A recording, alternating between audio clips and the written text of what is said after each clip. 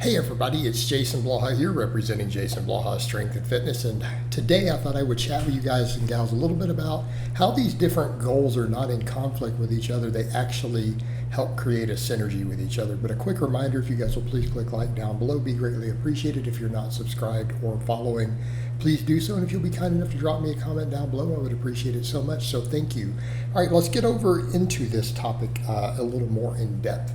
I get too many people out here, they act like these things, don't go together. They're like, oh, if I spend too much time on strength, I won't get big enough. I'll be shortchanging my muscle growth. Or they're over saying, oh, I won't be strong enough, or I won't gain enough muscle if I spend time doing cardio and conditioning work. And look, I want people to look at two examples historically and step away from this. And I want to be clear, I'm not talking about people at the ultra elite professional level. So let me be clear, but then again, unless you're talking about NFL players, they're usually all these things.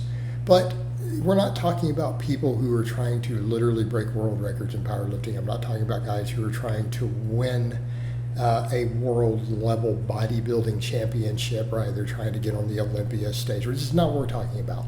We're talking about people who just want to be extremely fit and maybe still be reasonably competitive in any of these endeavors, be reasonably competitive in some sport. I don't care whether it's golf or tennis or powerlifting or strongman or bodybuilding, right? I don't care. These things all still apply, all right? So let's step back, though, when we talk about the synergy between these and look at two examples. Look at Westside Barbell, okay? Louis Simmons, strongest gym in the world, produced over 100 world record holders in powerlifting. Okay. Look at the old school, like silver, bronze era, and even golden era bodybuilders. Okay, there's some things these people all had in common. They all had all of these things successfully. Okay, so that's something that people need to stop and think about. All right. Westside Barbell, most of them were jacked. You look at a lot of those guys, they were big.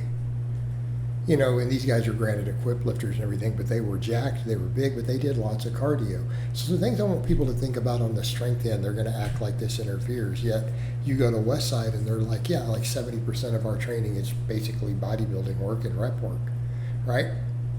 Accessory work. You go in there and they're doing tons of accessory work. They focused on muscle mass and hypertrophy all the time. Only about 30% of their actual lifting was geared towards heavy work and speed work and all these things, right? Max effort work, dynamic effort. It was like 70% basically hypertrophy training. And they all did conditioning.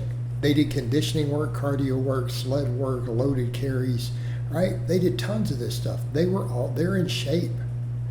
And Louis Simmons promoted that. And this gym is producing guys who are, just set aside the equipped stuff. I've seen some of those guys bench 500 plus just in t-shirts still.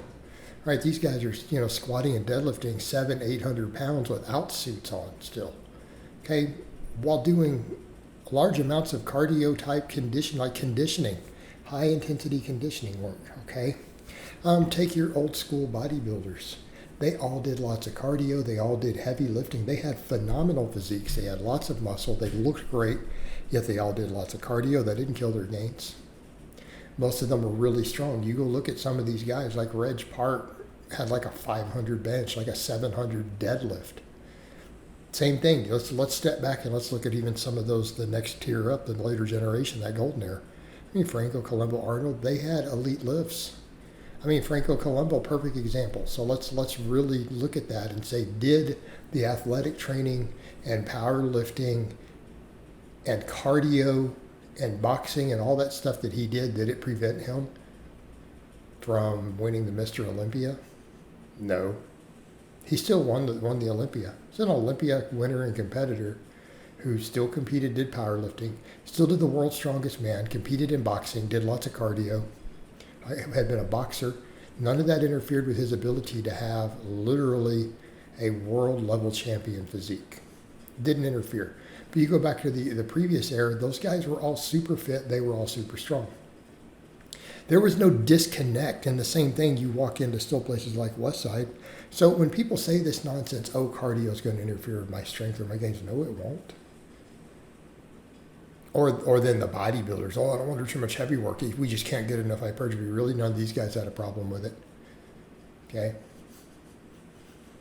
And even if you go back, well, they were all on gear. Well, okay, so is everyone today, though. But so how about Steve Reeves and all those guys? They were all strong. They were all did lots of cardio. They were all healthy and fit and still had, at the time, the best physiques in the world. Okay? Guys who were winning the bodybuilding shows in the Mr. Universes, the Mr. Americas, they didn't have a problem developing the best physiques in the world at the time while still doing all these things. So the point I'm going to make, this stuff all feeds into each other. All right, the big one for guys trying to get strong. Trying to get strong. Hypertrophy work is important. Like size equals more strength potential. The more muscle you have, the higher your strength ceiling. We know that your contractile ability is largely dependent on the amount of muscle fiber cross-sectional area, right? Not talking about glycogen storage or the pot. We're talking about actual muscle growth from training.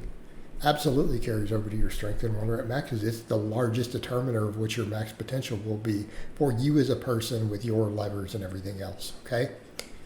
Same thing with cardio.